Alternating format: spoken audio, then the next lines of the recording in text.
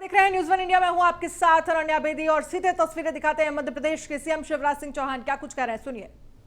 छुट्टी रहेगी और पूरे प्रदेश में जनजातीय संस्कृति, परंपरा और जीवन मूल्यों के लिए, रोजगार और बाकी व्यवस्थाओं के लिए हम विशेष अभियान चलाएंगे। हमारे जनजातीय भाई बहनों के कल्याण में भारतीय जनता पार्टी की सरकार कोई कसर नहीं छोड़ेगी। लेकिन मैं कमलनाथ जी और कांग्रेस की निंदा करता हूं कि केवल भ्रम फैलाने के लिए घड़ियालू आंसू बहा के सदन की परंपराओं को जो तार तार किया है, अपमानित किया है दिवंगत नेताओं को, हम लोग उसकी घोर निंदा करते हैं। विश्व मूल निवासी दिवस है, उस पर यहाँ ऐच्छिक अवकाश घोषित है। आप लोग करेंगे अब, आप इसके बाद तुम पहले छोड़ के आओ साथ में, जब तक मैं बोलता हूँ।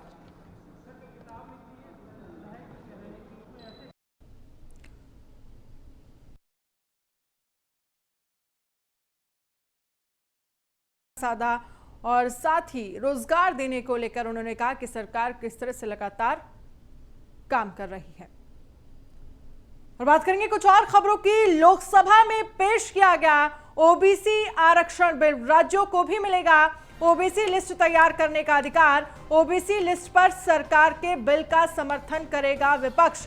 समर्थन पर कांग्रेस समेत 15 दलों ने हामी भरी है। मॉनसून सत्र के आखिरी सप्ताह के पहले दिन ही सरकार कई अहम विधायी कार्य निपटाने की तैयारी में है। सोमवार को सरकार राज्यों को ओबीसी सूची बनाने का अधिकार देने वाले 127वां संविधान संशोधन विधेयक पेश किया है।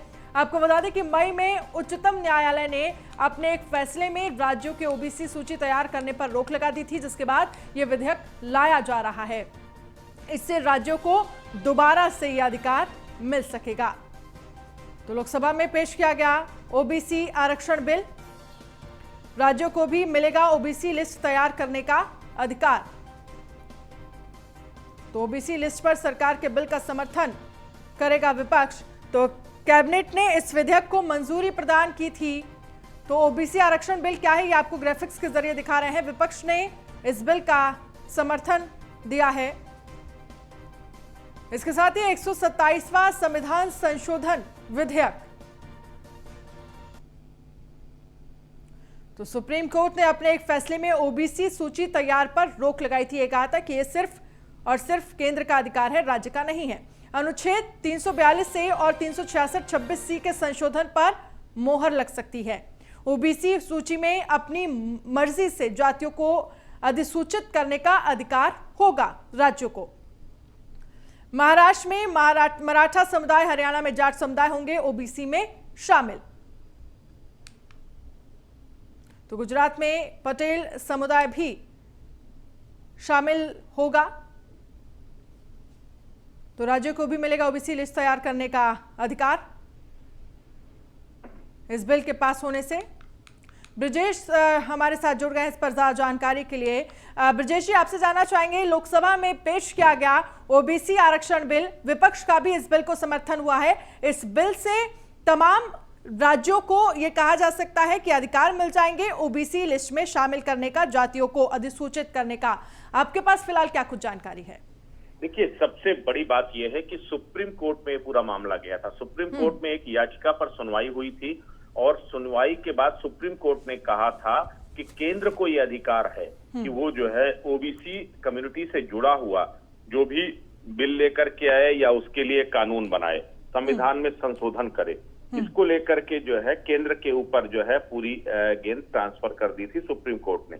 उसके बाद केंद्र सरकार ने इसको लेकर के जो है इस पर मसौदा तैयार किया और आखिरकार इसे अब संविधान संशोधन के जरिए सरकार मूर्त रूप देना चाहती है। आज इसको लेकर के इस पे सामाजिक एवं अधिकारिता मंत्रालय मंत्री की तरफ से इसे पेश किया गया। दरअसल संविधान में जो संविधान का अनुच्छेद 342A है और 366C के संशोधन पर इस पर अब मुहर लग जाएगी। सबसे बड़ी बात यह है कि राज्यों के पास ओबीसी, क्योंकि अभी जैसे उत्तर प्रदेश में मामला आया था 17 जातियों को, 17 जो ओबीसी की जातियां थी, इनको अनुसूचित जाति में जो है भेजने का मामला 2 बार कोर्ट गया और दोनों बार कोर्ट से वापस कर दिया गया, उसे खारिज कर दिया गया। तो अब राज्यों को अपने तरीके से इसे अधिसूचित करने की शक्ति मिल जाएगी। अपनी जरूरतों के हिसाब से राज्यों के पास वो शक्तियां होंगी जिसके मुताबिक जो है वो ओबीसी वर्ग को अधिसूचित कर पाएंगे। अब आप देखिए, अगर ओवरऑल आप देखिए कि हरियाणा में जाट लंबे समय से इस बात को लेकर के जो है विरोध प्रदर्शन भी हुए, कई हिंसक प्रदर्शन हुए। कर्नाटक के लिंगायत समुदाय को ले लीजिए, महाराष्ट्र में ले लीजिए, इन सभी को ये सभी लंबे समय से मांग कर रहे थे कि इन्हें ओबीसी में शामिल किया जाए। तो इस तरह के तमाम अब जो विवादास्पद इशू हैं वो राज्य सरकार अपने लेवल पर हैंडल कर पाएंगी। इस बात को लेकर के ये बिल बेहद ही महत्वपूर्ण है और 2022 के जो चुनावी समीकरण है उसके लिहाज से ये बेहद अहम हो जाता है। उत्तर प्रदेश की सियासत से भी जुड़ा हुआ इसे आप देख सकते हैं। और सबसे बड़ी बात यह कि विपक्ष भी इस पर इंकार नहीं कर सकता, क्योंकि विपक्ष भी लंबे समय से मांग कर रहा था कि राज्यों को वो अधिकार मिलने चाहिए कि वो ओबीसी में जो जातियां उपजातियां हैं उनको जो है लेकर के वो कानून बनाए या उन्हें अधिसूचित करे। तो ये अपने आप में एक बड़ा बेहतर विकल्प के तौर पर सामने आया है। इसीलिए अब विपक्ष जो लगातार हंगामा कर रहा था, आखिरकार इस बिल को लेकर के उस समर्थन में सरकार के साथ खड़ा हुआ दिखाई दे रहा है। जी चलिए, बहुत बहुत शुक्रिया तमाम जानकारी के लिए। ब्रजेश श्रीवास्तव, एसोसिएट एडिटर, हमारे साथ जुड़े थे फोन लाइन पर। तमाम जानकारी के लिए बहुत बहुत शुक्रिया। लोकसभा में पेश किया गया ओबीसी आरक्षण बिल, राज्यों को भी मिलेगा ओबीसी लिस्ट तैयार करने का अधिकार।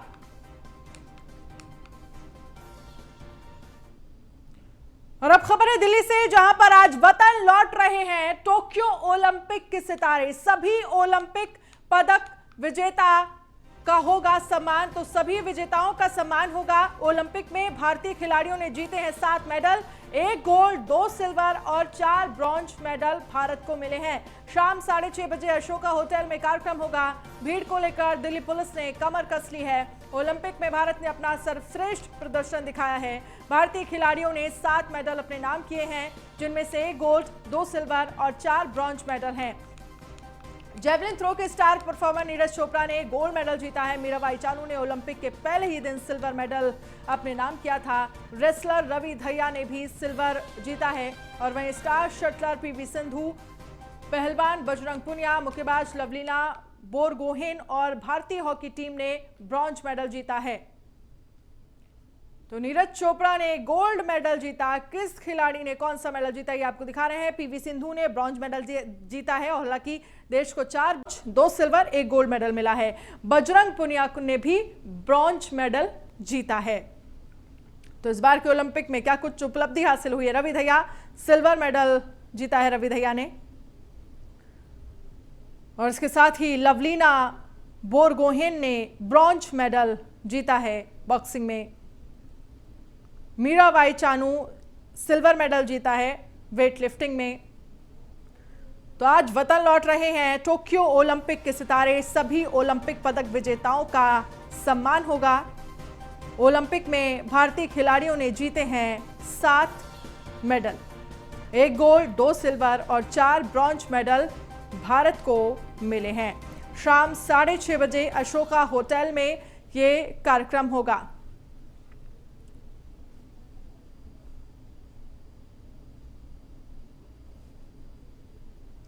और बजरंग पुनिया के पिता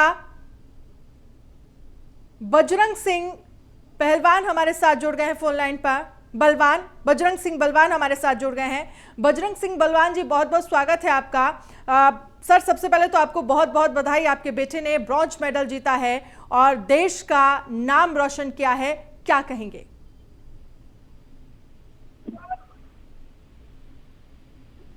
बलवान सिंह, आप मुझे सुन पा रहे हैं सर?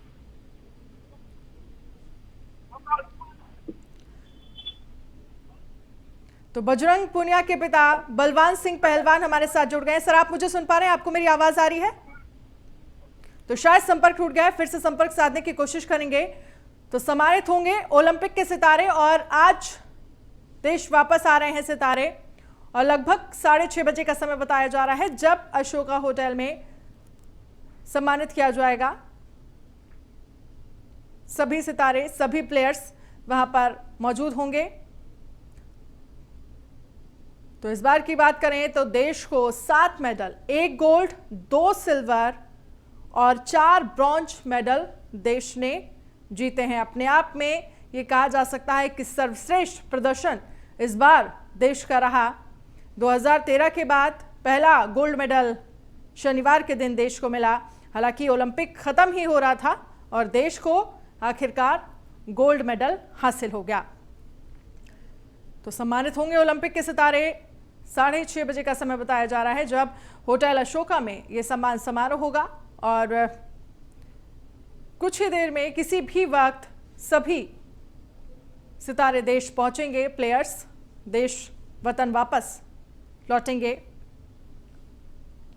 बलवान सिंह हमारे साथ जुड़ गए हैं, बजरंग पुनिया के पिता। सर, बहुत बहुत स्वागत है आपका न्यूज़ 1 इंडिया पर। सबसे पहले तो बहुत बहुत बधाई, आपके बेटे ने ब्रॉन्ज मेडल जीता है, देश का नाम रोशन किया है, देश को गौरवान्वित महसूस कराया है। क्या कहेंगे आप? भैया इतनी ज्यादा खुशी है भाई देश के लिए और सारे देश की दुआ थी, लेकिन वो गोल्ड से चूक गया। 2024 में न्यूरा पापा पूर्ति कर दूंगा।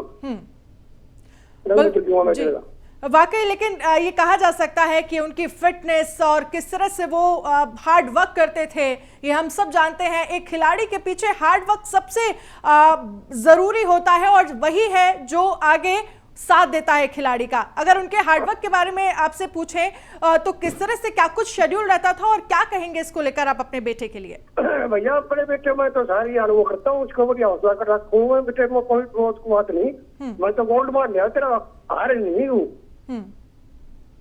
बिल्कुल बलवान सिंह जी, जिस तरह से देखा जाए बेहद शानदार प्रदर्शन रहा है बजरंग पुनिया का, ये हम सब जानते हैं और हमने देखा किस तरह से उन्होंने पूरा गेम जीता, ब्रॉन्ज मेडल उन्होंने जीता, देश का गौरवान्वित महसूस कराया। बहुत बहुत शुक्रिया सर हमसे बातचीत करने के लिए। बलवान सिंह पहलवान हमारे साथ जुड़े, बजरंग पुनिया के पिता।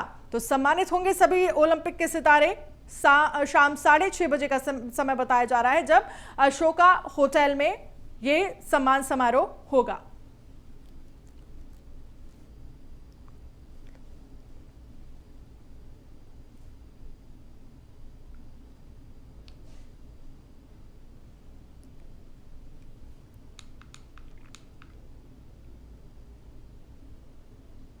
तो सम्मानित होंगे ओलंपिक के सितारे और शाम 6:30 बजे ये कहा जा रहा है।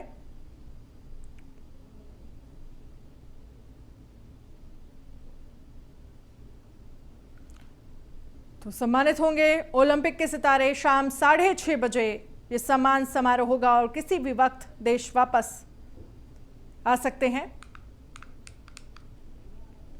सभी प्लेयर्स तो लोकसभा और राज्यसभा में आज सदन की कार्यवाही शुरू होते ही टोक्यो ओलंपिक में पदक विजेता खिलाड़ियों को बधाई दी गई। हालांकि लोकसभा में ओलंपिक विजेताओं को बधाई देने के बाद हंगामा भी हुआ। राज्यसभा में सभापति वेंकैया नायडू ने पदक विजेताओं को बधाई दी। आपको बता दें कि भारत को टोक्यो ओलंपिक 2020 में 7 मेडल मिले हैं।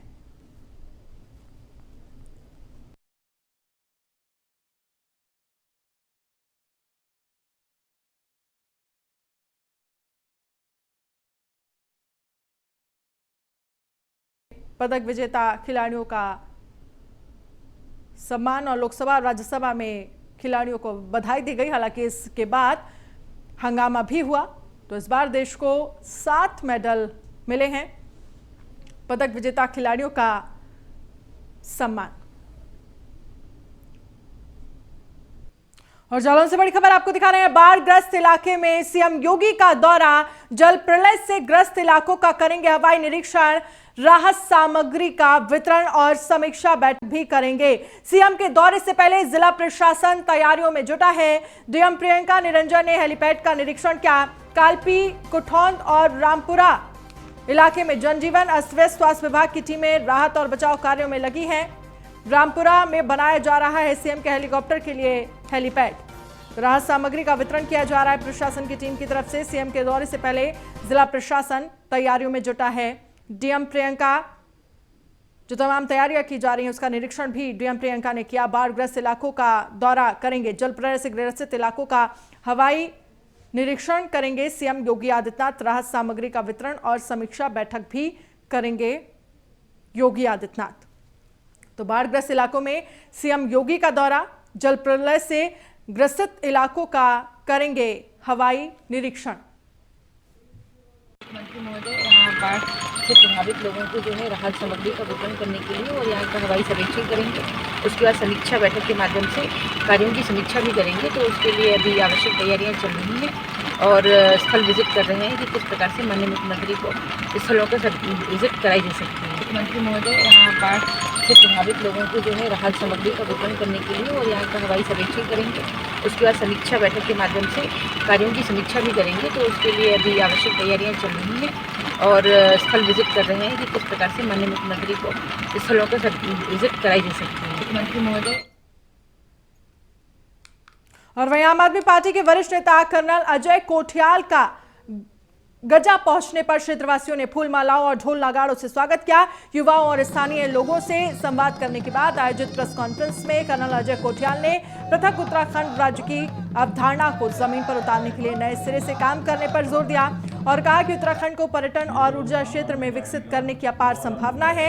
इसी बीच पत्रकारों के एक सवाल पर उन्होंने कहा कि आगामी विधानसभा चुनाव में आम आदमी पार्टी दमदार प्रदर्शन करेगी। साथ ही क्षेत्र की समस्याओं के निदान और विकास के लिए पार्टी का दायित्व बढ़ता जा रहा है, जिसे पार्टी बखूबी निभाएगी।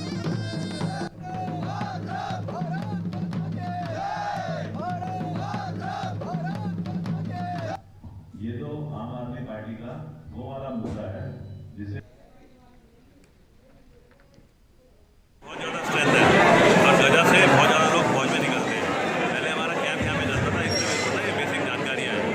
आज हमको यहाँ पे जो युवा संवाद है, जिसका मकसद है कि हम यूथ से मिलें और जब उनसे डिस्कस करें तो जो पॉइंट्स आते हैं उनको हम अपने इलेक्शन के मैनिफेस्टो में डालें। आज वो वाला संवाद था, बड़ी अच्छी बातें हुई हैं।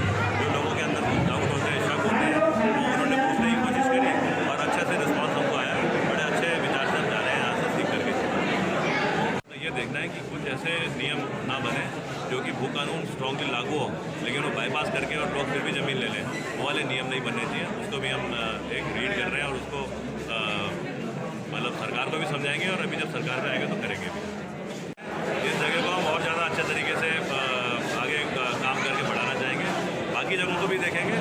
यहाँ पे थोड़ी हमारी भावनाएं भी सर 8-10 तारीख तक हम यहाँ पे कैंप लगा रहे हैं। यहाँ पे राजू कुंडीर है, एक हमारा अच्छा मतलब छोटे भाई की तरह है, तो उसने वो हमें ज़मीन दिलवा रहा है और यहाँ पे वो कैंप जो है करीब 250-300।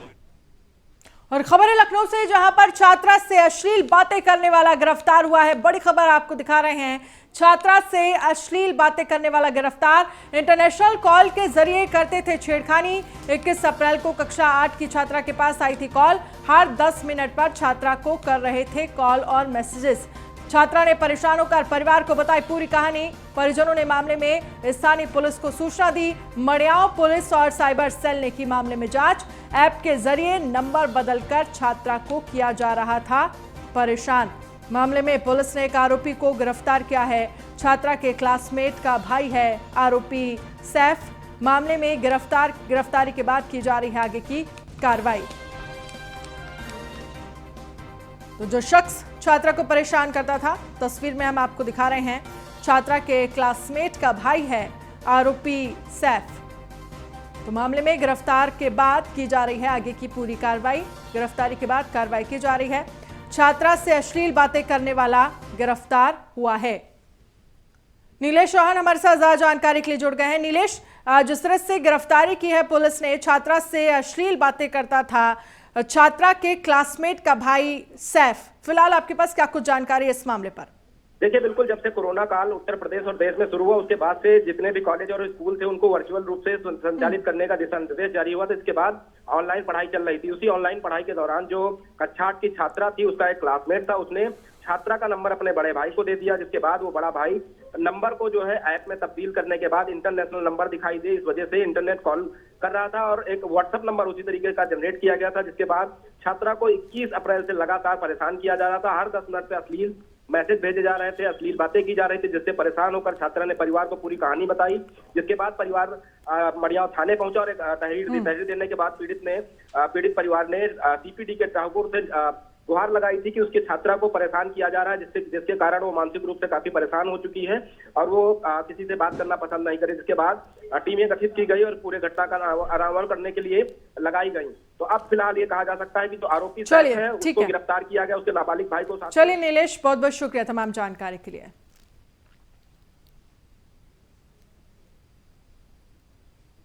तो मणियार पुलिस और साइबर सेल ने मामले की जांच की है। बड़ी खबर आपको दिखा रहे हैं प्रतापगढ़ से, जहां पर दुष्कर्म के आरोपी के घर की कुर्की का आदेश कोर्ट ने में पेश ना होने पर कोर्ट ने दिया आदेश। पुलिस ने आरोपी के घर पर नोटिस किया जिसका 1 महीने में कोर्ट में हाजिर ना होने पर कुर्की होगी। चल और अचल संपत्ति जब्त करने का आदेश दिया गया है। नगर कोतवाली के संग्रामपुर गांव का यह पूरा मामला है। तो कोर्ट में पेश ना होने पर कोर्ट ने दिया है आदेश। बड़ी खबर आपको दिखा रहे हैं, दुष्कर्म के आरोपी के घर की कुर्की का आदेश दिया गया है। तो कोर्ट में पेश ना होने पर यह आदेश कोर्ट ने दिया है।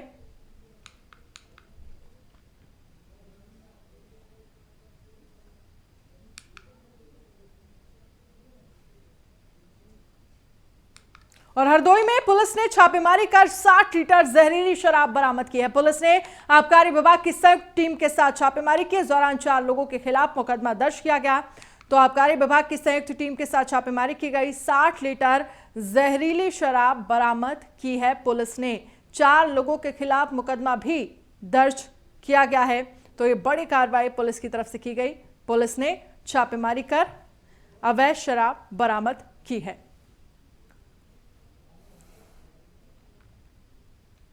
बुलेटिन में फिलहाल इतना ही। आप बने रहिए न्यूज़ 1 इंडिया के साथ। नमस्कार।